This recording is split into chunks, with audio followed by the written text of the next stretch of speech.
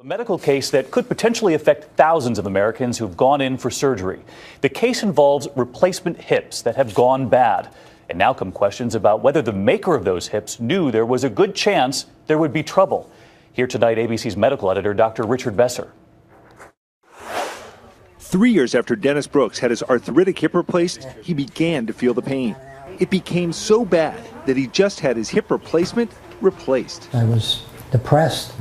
They got to go through this again because, as far as I was concerned, they didn't do their research.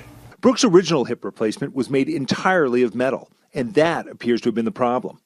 Something his new surgeon, Dr. Steve Harwin, says he sees all too often.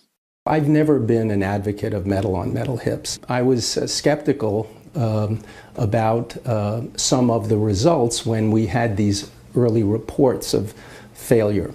Hip replacements are a great medical success story. Versions made of ceramic and plastic. But some new artificial hips are entirely metal. And for the estimated 500,000 Americans who now have metal on metal hips, the news hasn't been good. Johnson & Johnson recalled their all-metal hip in 2010. A deposition revealed a 2011 internal company document predicted that almost 40% of those hips would go bad within 5 years. Johnson & Johnson says that estimate was based on a small, limited set of data and shouldn't be generalized. But the New York Times reports that lawyers for the patient now suing the company introduced internal documents in court showing that Johnson & Johnson knew of the problems with the hip all the way back in 2007. The failure rate for all brands of metal hips varies. It happens more often in women and the overweight. It's believed that constant friction can cause metal to break off into your body, even end up in your bloodstream.